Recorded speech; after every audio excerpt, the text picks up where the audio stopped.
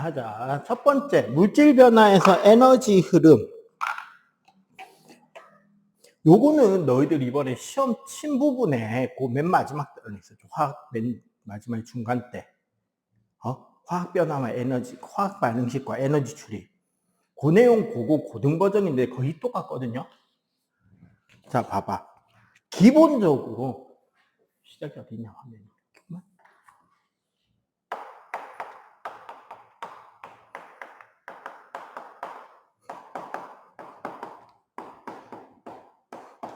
자, 물리 변화와 에너지에서 결국 우리가 가장 일반적으로 물리 변화에서 에너지 출입이 나오는 첫 번째는 상태 변화입니다.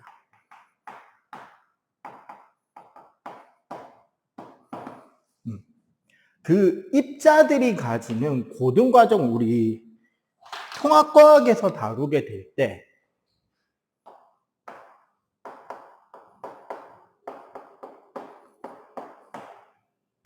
내부 에너지라는 개념이 있잖아. 이게 뭐냐면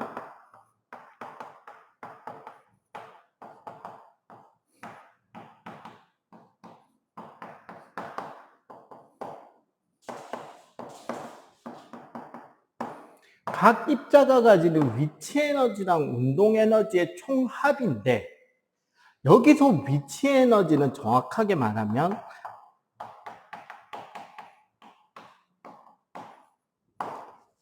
입자들에 의한 탄성 진동 에너지를 이야기를 하는 거예요. 그리고 운동 에너지는 말 그대로 입자가 날아다니는 에너지지. 병진 운동. 그렇기 때문에 이 내부 에너지라는 관점에서 그 상태에 따른 입자의 에너지를 비교하자면 결국 어떻게 된다? 고체, 액체, 기체일 때 그 에너지가 압도적으로 기체가 높다는 거지. 그럼 봐봐. 열을 흡수한다라는 말은 그 내부에 저장되는 에너지가 증가한다라는 이야기가 되는 거고, 따지고 보면 열을 방출해야 된다는 말은 내부 에너지가 감소한다는 말이 되는 거죠. 즉 상태 변화에서 어떻게 고체가 액체로, 액체가 기체로 가는 과정은 열을 흡수해야 되는 거죠. 그 반대, 기체가 액체로, 액체가 고체로 가는 과정은 열을 방출하는 과정이 된다는 거예요.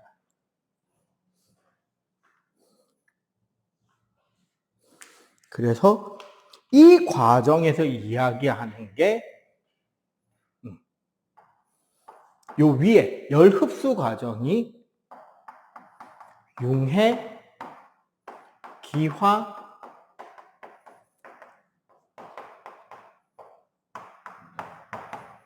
열 흡수라고 그러고 여기는 반대로 응고, 액화,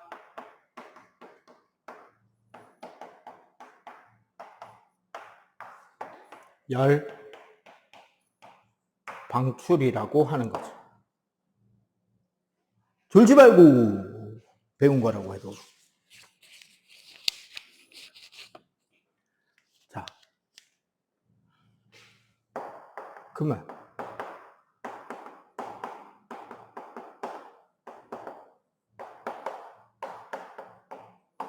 화학 변화와 에너지에서 그럼 화학 변화라는 개념에는 화학 에너지라는 개념이 들어간단 말이에요.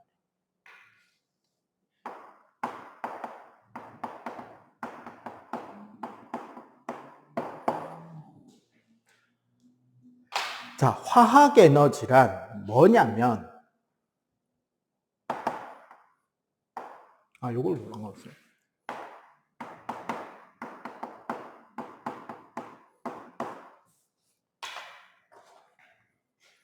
결국 원자 간 결합에 저장이 되는 에너지를 우리는 화학 에너지라고 하고, 결국 뭐?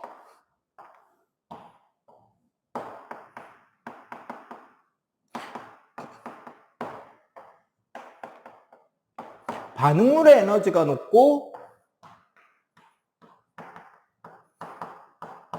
생성물의 에너지가 낮을 때, 혹은 반응물의 에너지가 낮고 생성물의 에너지가 높을 때는 실제 화학 반응은 요런 과정으로 된다고 해도 결국 어떻게? 요 차이만큼의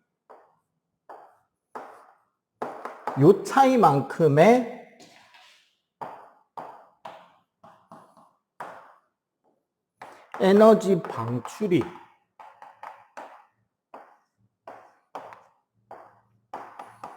에너지 흡수가 필요하게 되는 거예요. 그래서 방출이 되면 주위 온도가 올라갈 테니까, 얘도 방출이면 주위 온도가 증가, 얘는 주위 온도가 감소하겠죠. 여기도 감소가 되는 반응들. 그래서 열 에너지를 방출하는 건 연소, 산화, 중화 이런 것들이 있고, 방출하는 변화는 열분해, 광합성 이런 것들이 있습니다. 내용은 똑같으니까 한 번 더 정리한다 생각하고 한번 정리해 보세요. 노트 없냐? 노트 하나 뽑아줄 테니까 이거 필기해. 자, 결국 81쪽에 보면 우리가 물질 변화, 상태 변화를 이용한 에너지 이용. 자, 에너지를 방출하는 거. 자, 우리가 이제 가열, 요리나 난방을 위한 가열. 저거는 연소 반응이라 그죠? 그 다음에 우리 손난로 같은 경우는 철가루의 산화 반응. 역시 열 방출이고요. 요새 발열용기에서 산화칼슘이 물에 녹을 때 생기는 열 가지고 뭐를 한다, 저런 이제 음식물, 등산용 음식물이나 이런 것들을 데펴주는 걸 씁니다. 그 다음에 역시 배, 교통수단의 내연기관의 연소. 자, 특이한 게 5번째 그림이에요. 과수원에서 개화 시기에 물을 뿌려서 냉해를 예방할 수 있다. 개화식이나 열매가 맺힐 때 있잖아. 특히 제주도 같은 경우 귤 농사를 겨울 거의 다 돼서 짓는데 갑자기 추워지는 경우 있단 말이야. 일찍. 그러면 귤이 얼면은 그 과일로서 가치가 없어진단 말이야. 알갱이가 터지니까. 그럴 때 어떻게 해버리냐면 귤나무에다 물을 뿌려요. 아예 먼저. 그러면 어떻게 된다? 주위가 추우니까 물이 귤 열매 표면에서 물이 얼겠지. 근데 거기에 물이 얼기 때문에 귤이 따뜻해지는 거야. 안 얼고. 아이러니하게. 왜? 물이 얼면 뭐가 일어난다? 열이 방출되죠. 응고니 여기 있네. 응고가 되면 열이 방출되니까. 이걸로 귤을 안 얼게도 한다는 거지. 그거 이야기고요. 아니, 얘는 온도가 올라가잖아. 여기가 방출이잖아. 응? 그래서 물이 얼면 열을 방출하니까 온도가 따뜻해지니까 귤은 안 온다 이거지. 그 반대로 그 학교 운동장 한여름에 너무 더울 때 거기 그 시설 관리하시는 아저씨께서 뭐하고 다니면 운동장에 물 뿌리고 다니시잖아. 운동장에 물 쫙 뿌리고 나면 어떻게 된다? 오히려 그렇지, 학교가 시원해지지. 왜? 물이 증발하는 기화열을 흡수하니까 온도가 내려가는 거예요.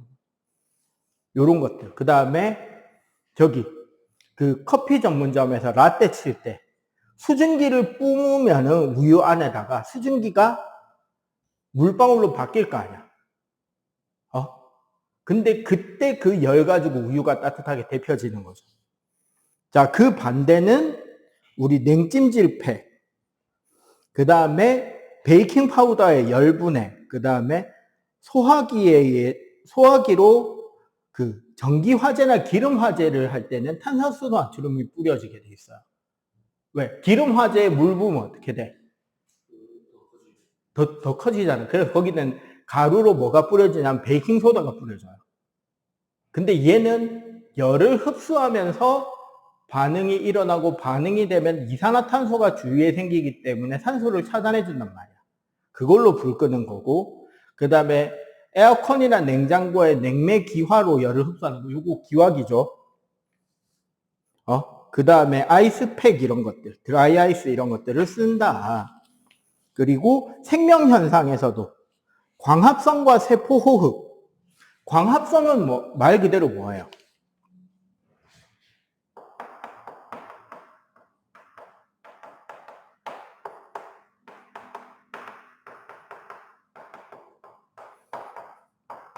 빛을 흡수하는 게 광합성이에요. 그럼 얘는 흡열이야, 발열이야? 그러니까 흡열이다, 발열이다 이야기를 할 때는 열이라는 개념을 진짜 우리가 알고 있는 열에 국한 안 시켜도 된다는 거예요. 에너지는 그냥 전부 다 열로 취급하면 되는 거예요. 그럼 광합성은 그치, 빛 에너지를 흡수해서 일어나는 반응이니까 흡열이 되는 거예요. 그럼 물의 전기 분해도 어떻게 돼? 그치, 흡수가 되는 거지. 그 반대, 그러면 이 반대는 우리 호흡, 에너지를 방출하죠. 이걸 이용해서 뭐를 해? 체온을 유지해.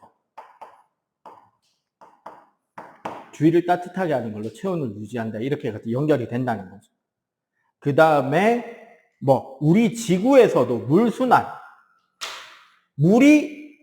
물이라는 게 바닥에서부터 구름으로 올라가는 과정은 흡열 과정인 거지. 그리고 위에서 비가 내리는 건 그 반대가 되는 거예요.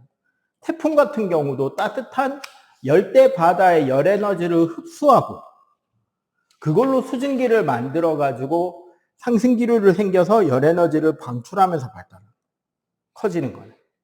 그러니까 수증기가 올라갔잖아. 근데 수증기가 올라가면서 응결되죠. 그럼 응결되면 열 에너지가 방출이 되지. 방출되는 열 에너지로 공기를 더 끌어올릴 수 있게 되는 거예요. 그래서 자가 펌핑으로 계속 에너지를 흡수 방출 하면서 바다에서는 계속 커질 수 있는데 땅에 올라오면 수증기가 있다 없다? 많이 없으니까 이제 태풍은 땅에 올라오면 그때부터 죽는 거예요. 오케이? 자, 83쪽 마저 풀어보세요. 140쪽 봅시다. 자, 우리가 에너지라고 하면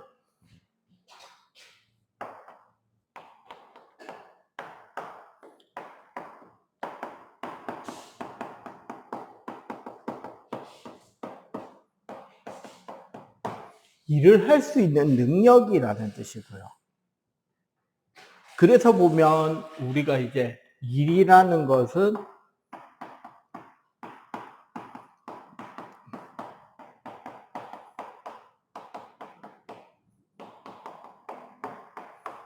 반대로 일이라는 것은 에너지를 전달해주고 에너지를 변화시키는 것들을 우리는 일이라고 합니다. 그래서 우리는 에너지의 종류 자체가 물리학 단원들과 직결되게 돼요. 너희들이 중학교 3학년 때 배우는 역학적 에너지.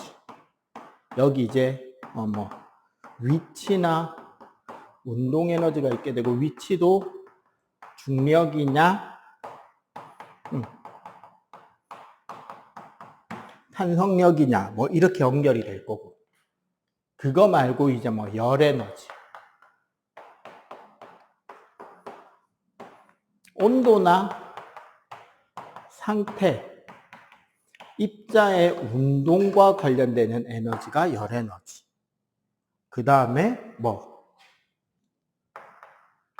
빛, 즉 파동 에너지 전기 에너지 이런 것들도 있을 거고.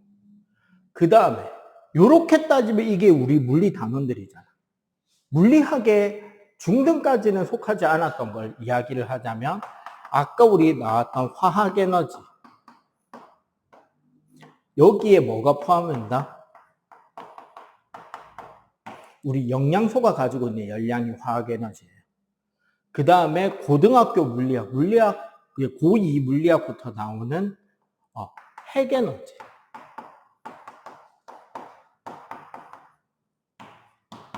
우리 E는 mc제곱이라고 결국 뭐가 가지는 에너지다, 얘는?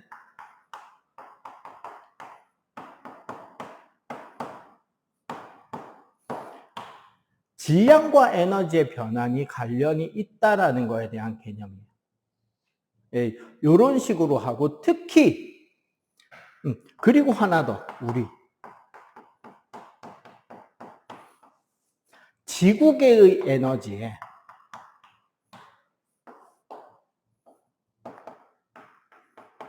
태양 복사, 지구 내부, 그 다음에 조력 에너지, 이런 것들이 있었죠. 조력 에너지는 달이랑 태양의 인력 때문에 만들어지는 에너지고, 지구 내부 에너지나 태양 복사 에너지는 결국 핵 에너지예요, 둘 다. 지구 내부는 방사성 원소의 붕괴로 만들어지는 에너지. 태양 복사 에너지는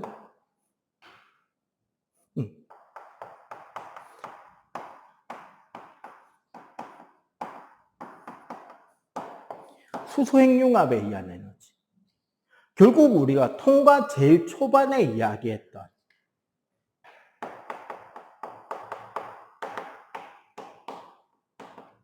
수소핵융합 반응이란 4개의 수소 원자가 헬륨으로 변하게 되면서 이 과정에서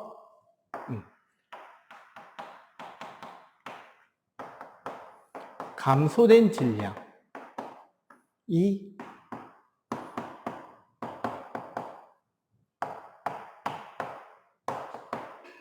E는 델타 E는 델타 MC 스퀘어의 공식에 따라서 나오고, 이 과정에서 약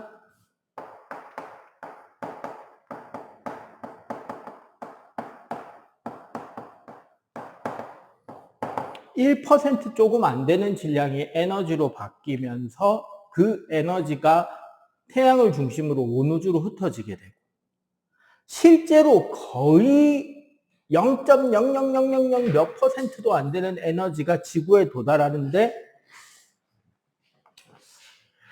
사실은 태양에서 만들어진 수소핵융합의 0.000 몇 %도 안 되는 에너지가 지구에 도달하는데, 지구의 에너지에서 가장 중심이 되는 태양 복사 에너지가 된다라는 거예요.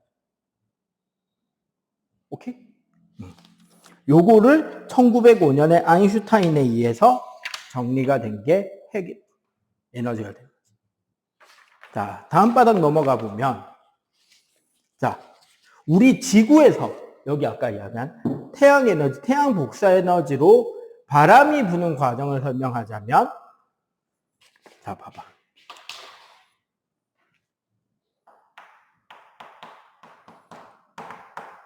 자, 태양의 에너지 중에 열 에너지가 우리가 대류라고 하는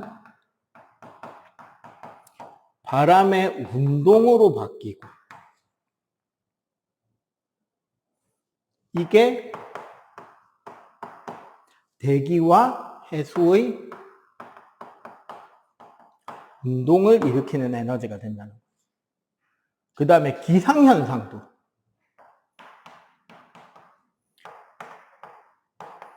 태양열이 대류를 일으키고, 이 과정에서 구름이 만들어질 때 위치 에너지로 간다는 거죠. 응? 그래서 구름에서 비, 즉 물의 위치 에너지로 흡수가 되니까 기상현상이 생기는 거. 광합성은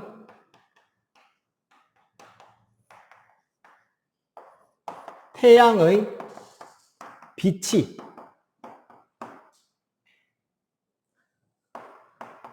식물에게 화학에너지로 저장이 되는 거. 요건 이제 우리 광합성, 여기서 식물의 화학에너지가 녹말이라는 거죠. 이게 결국 화석연료가 가지는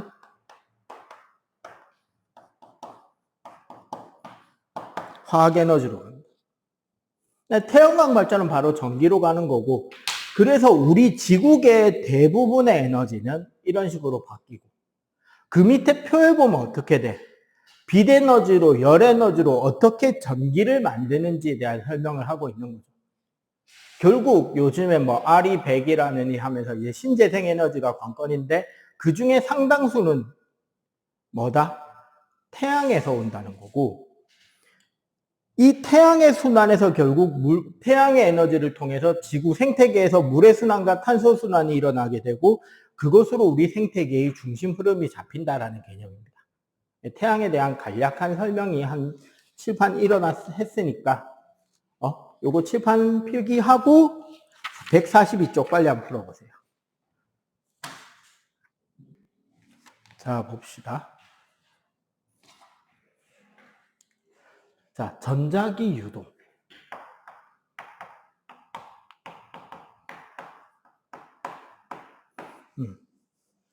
결국 전자기 유도는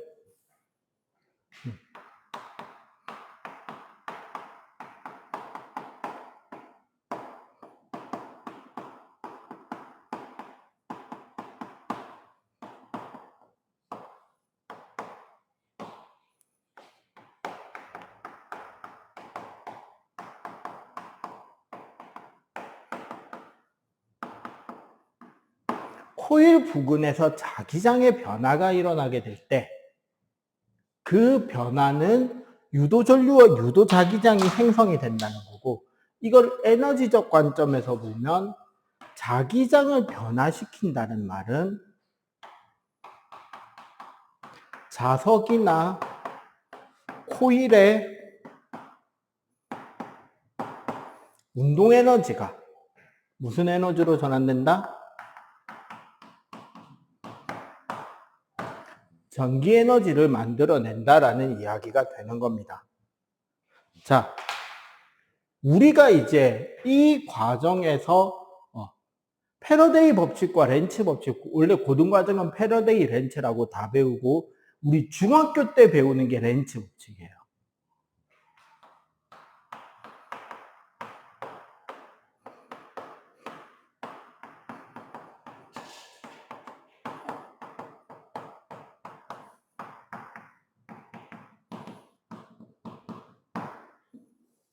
렌츠의 법칙으로 할 수 있는 거는 유도자기장, 유도전류의 방향이고요.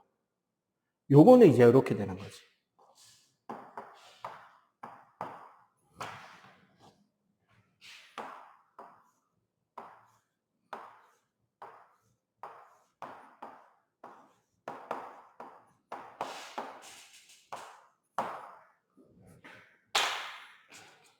자, 요런 속이 빈 솔레노이드 앞에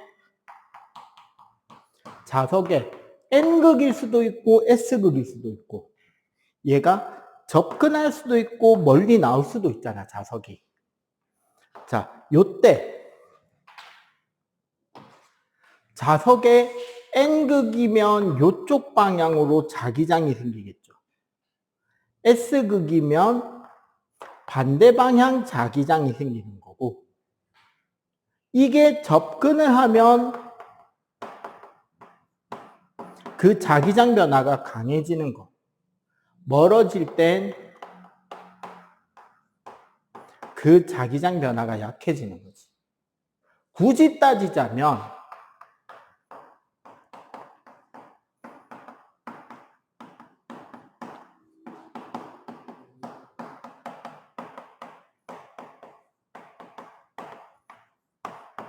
자기장의 변화를 감소시키는 쪽, 즉 방해하는 쪽으로 유도 전류와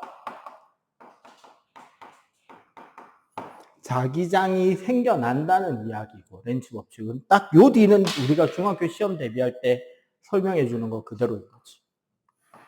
N극이 접근할 때와 멀어질 때, S극이 접근할 때와 멀어질 때에 대해서 결국 이쪽으로 강해지는 거고 이쪽으로 약해지는 거. 이쪽 자기장이 강해지는 거, 이쪽 자기장이 약해질 때, 그러면 유도가 되는 유도 전류, 유도 자기장은 변화를 감소 방해한다 그랬잖아. 이게 무슨 소리냐면 강해질 때는 반대로, 약해질 때는 같은 방향으로 된다는 거야. 이쪽으로 강해지니까 이쪽으로 유도, 약해지니까 같은 방향으로 유도, 강해지니까 반대쪽으로 유도, 약해지니까 같은 쪽으로 유도가 되는 거고, 유도 전류는 이 유도 자기장들을 만들기 위해서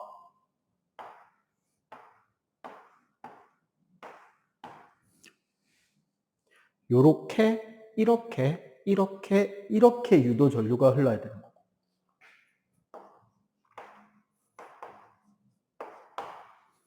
그래서 이렇게 전류가 흐르려면 검류계를 지나는 전류는 A에서 B로, 요 경우는 B에서 A로, 다시 여기는 A에서 B로 전류가 흐른다. 요 이야기인 거고. 그래서 렌츠 법칙을 우리가 빵판으로 적용을 한다면, 자, 자기장 영역에 X가 쳐져 있다는 말은 자기장이 지금 들어간다는 소리야. 그러면 여기에 아무것도 없는 네모난 도선이 들어간다면 변화는 어떻게 되는데? X방향 자기장이 증가할 거 아니에요. 요 면적 안에. 그러면 어떻게? 나오는 방향으로 유도가 돼야 되니까 여기서 전류 방향은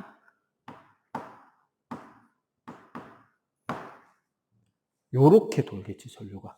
그러니까 전류가 이렇게 전류가 돌게 된다. 대신에 여기서 빠져나올 때는, 빠져나오는 동안 그림을 굳이 여기서 빠져나올 때는 들어가는 방향이 감소하는 거잖아. 맞지? 그러면 들어가는 방향으로 유도가 돼야 되니까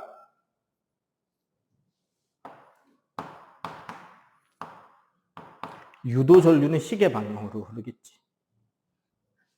마무리로 여기서 여기까지 가는 동안 변화하지 않으니까 유도되지도 않는다가 되는 거죠. 자, 패러데이 법칙 설명 좀 양이 길어야 되니까 일단 요거 필기. 네. 자.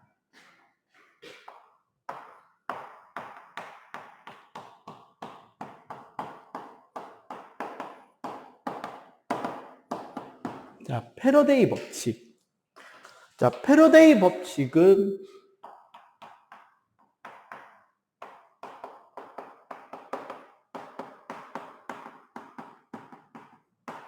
유도 전압의 크기를 결정하는 그런 법칙입니다. 공식적으로 V는 마이너스 N의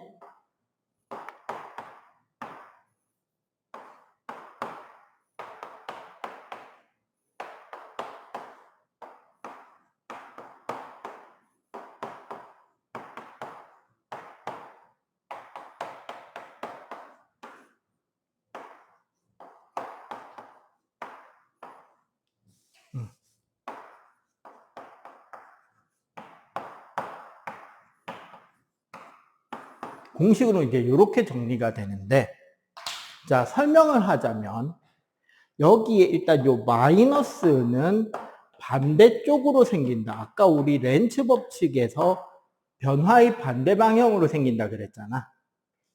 자, 그리고 요게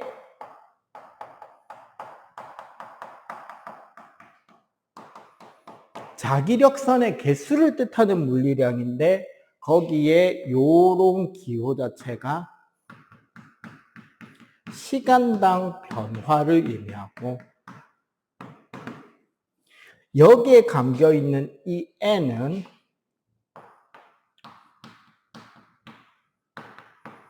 코일의 감은 횟수입니다. 그러니까 유도전압의 크기를 늘리는 것은 많이 감으면 된다는 거예요. 우리 솔레노이드에서 자기장은 촘촘이었잖아. 그거하고 구별을 해야 되는 부분인 거고요. 결국 요 공식을 그냥 간략하게 정리하자면, 큰 유도 기전력, 즉 큰 전압을 얻기 위해서는 n을 증가시킨다.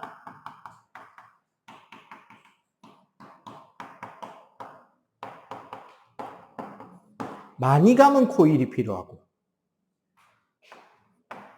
파이를 증가시킨다라는 말은 강한 자석이 필요한 거고, 그리고 델타 t분의 델타에 대해서는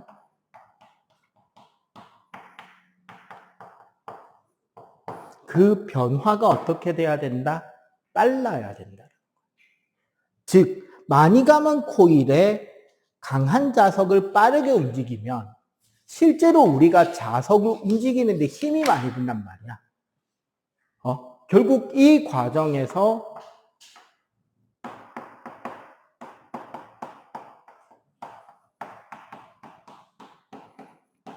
내가 하는 일을 전기 에너지로 바꿔주는, 즉 뭐가 된다?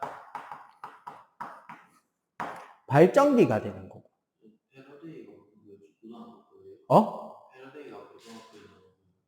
하나가 더 나와. 전자기 유도에 대해서. 그래서 발전기를 만들게 되는데, 그러면 여기 발전기에서 보면 면적의 변화, 여기는 자기장의 변화를 의미하는데, 발전기에서는 주로 이 앞부분에 의한 효과를 둔다는 거지. 어떻게? 여기에 N극이 있고 여기에 S극이 있는데, 우리가 이제 전동기면 요게 전자기력으로 돌아가는 거였잖아, 전류가 흐를 때. 발전기는 뭐냐면 요 부분이 면적이란 말이야. 그러면 여기서 이렇게 자기장이 균일하잖아. 그런데 이 면적이 예를 들어서 이렇게 누워버리면 실제로는 요 좁아진 요 면적만 사용이 된다고. 이 큰 면적에 대해서. 그렇기 때문에 면적이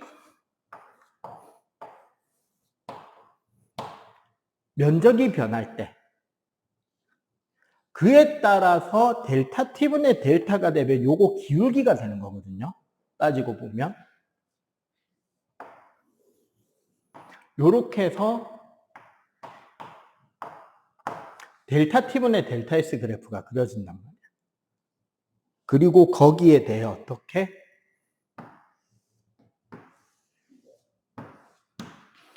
요게 전압의 그래프가 된다.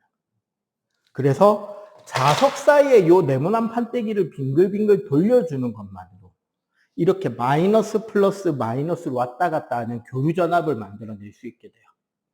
저기 그 기장 오시리아역 옆에 롯데월드 있고 그 옆에 보면 학생과학관이라고 있어요. 부산 국립학생과학관이라고 있는데 거기 1층에 그 발전기 애들 체험할 수 있는 설비가 있어. 실험 장치가. 뭐냐면 요렇게 안에 보면 자석 그 코일이 감겨지고 거기에 자석을 빙글빙글 돌려주는 장치인데 여기 레버가 이렇게 해서 이걸 돌리면 이제 자석이 돌아야 내가 돌리는 스피드에 맞춰서. 그래서 이걸 빨리 돌리면 빨리 돌릴수록 옆에 전등이 3개가 있는데 불이 밑에서부터 켜져. 천천히 돌리면 1개가 켜져요. 빨리 돌리면 2개가 커져요. 졸라 돌리면 3개째 켜지거든. 이 어린애들 체험하라고 만들어 놓은 장치인데 가면은 남자 중학생들 줄 서 있습니다. 승부지. 거기에 불 3개 못 켜면 그 자리를 뜰 수 있다 없다? 그치.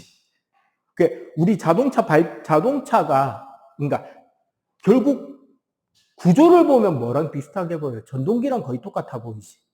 그래서 요새 전기차라든가 하이브리드 차에는 똑같은 장치를 만들어 놓고 얘를 발전용으로도 쓸 수 있고 전기 모터로도 쓸 수 있도록 만들어 놓은 장치가 있어요. 그래서 가속을 할 때는 걔를 모터로 써서 전기 힘으로 달리고 브레이크를 밟을 때는 오히려 얘가 발전기 모드로 들어가면 전기를 끄집어내는 것 자체가 뭐야? 차의 운동 에너지를 떨굴 수 있겠지. 전기로 뽑았으니까. 그걸로 브레이크를 잡아주는 장치도 되는 거야. 자이로 드롭이나 이런 것들도 전부 다 그걸로 브레이크를 어느 정도 같이 잡아주게 돼 있어. 오케이? 요것만 필기하면 끝납니다, 오늘. 끝!